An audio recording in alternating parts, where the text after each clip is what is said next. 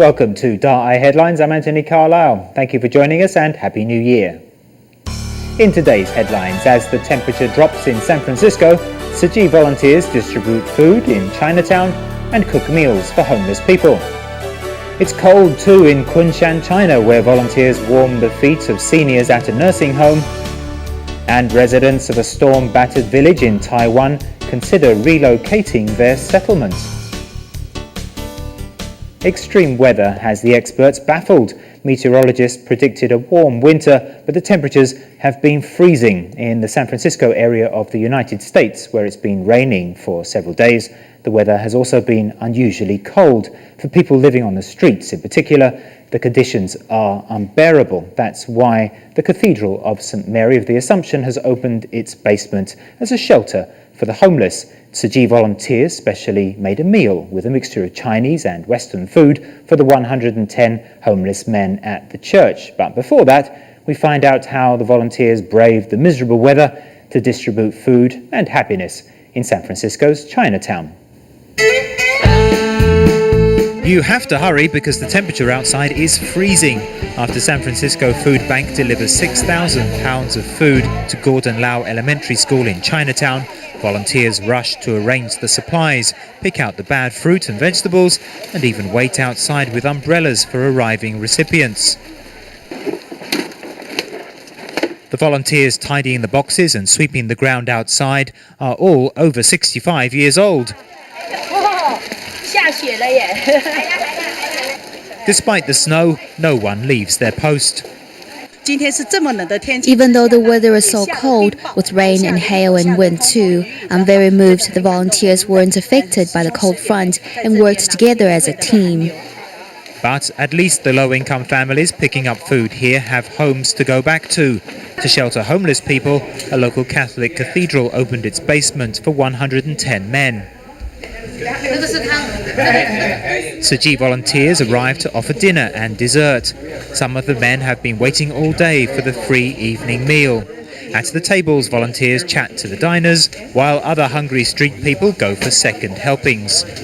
I would like to say thank you very much for you folks coming here to serve us tonight. It's been delicious. To cap a perfect meal, volunteers give every homeless person a blanket and scarf. The thoughtful gifts are an encouragement to everyone to pick up their lives again.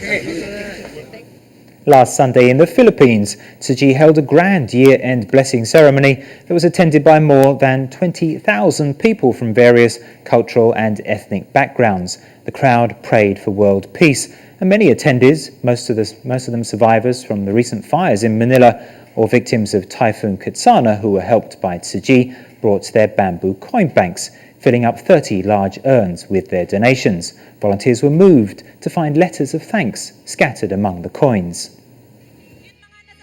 December 27th marks a special moment in Tzu Chi Philippines' legacy, with more than 20,000 people coming together to attend a grand 2009 year-end blessing ceremony.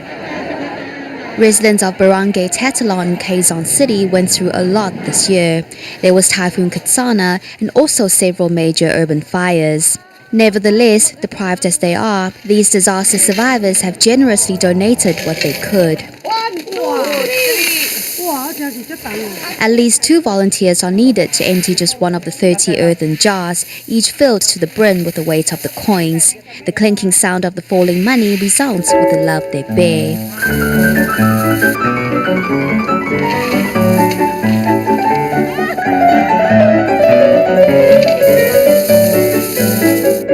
To volunteers' surprise, letters of thanks from donors are found among the coins and notes.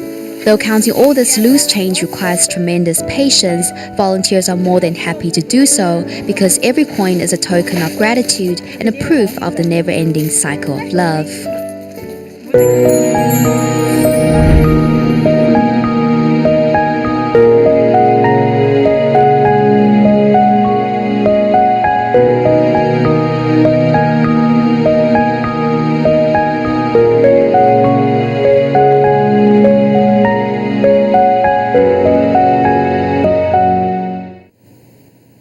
Spinal surgery is a delicate and risky procedure.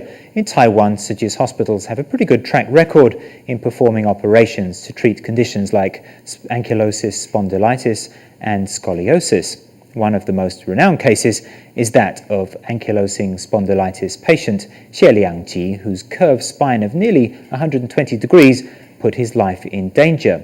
Doctors at Dalian Tzu Chi Hospital managed to save his life and give him a fresh start. Xie's successful recovery is why many come to Tzu Chi's hospitals for spinal surgery. The latest case is a 16-year-old boy. 60 doctors at Taipei's Tzu Chi Hospital successfully cured the young boy's scoliosis and managed to add a few inches to his height in the process.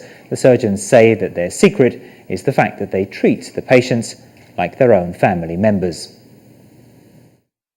This is an X-ray image of the crooked spine belonging to a 16-year-old boy who was also born mentally challenged. The condition known as scoliosis only brought the boy more humiliation in life. He looked like the hunchback of Notre Dame. Do you think that's attractive? Of course not. The boy had a scoliotic curve of 120 degrees. His ribs brushed up against his pelvis. He wobbled when he walked and couldn't even lie on his back to sleep. The delicate spinal surgery for treating such conditions often ends tragically with patients suffering some form of paralysis. Luckily, Tzu Chi's doctors are renowned for performing successful spinal surgery. If you imagine he's your own child, then you'll have pressure to do the best you can and make sure everything goes well. Dr. Zhen corrected the boy's crooked spine with pins and braces in 2 operations. The boy grew taller by 13 centimeters as a result of the successful treatment. Dr. Zhen's dedication to his patient is shared by all Tzu Chi medical staff. Tzu Chi volunteers in the Chinese city of Kunshan in the greater Shanghai area visited a local nursing home to give foot spas to the elderly residents. The smell of herbal bathwater filled the home and a warm and loving atmosphere cut through the cold weather outside. One of the happy seniors said she'd never dreamed of such a day, which left her with a permanent smile on her face. Tzu Chi volunteers are here at the sites of these seniors from Zhousi, Kunshan to give them a good reason to welcome the new year. The hot tubs of herbally infused water are prepared especially by the volunteers, not only to warm the seniors' feet, but also their hearts. The chilblains, however, do not wash off. After the foot spa, volunteers continue to apply lotion and then bundle thick winter socks onto the seniors' feet.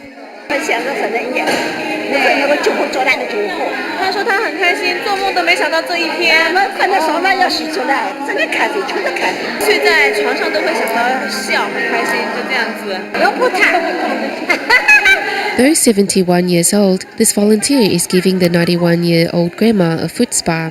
It's her first time to attend a Tzu Chi activity, and she's glad to be able to help. I'm so happy. I will come again next time when I'm free. As for the young volunteers, this has been a trip for much self-reflection. I've never done this for my own grandparents, so the first thing I'm going to do when I get back is give my grandparents a foot spa. Small actions like a foot spa can inspire and move the hearts of the elderly. Care and respect is just a thought away.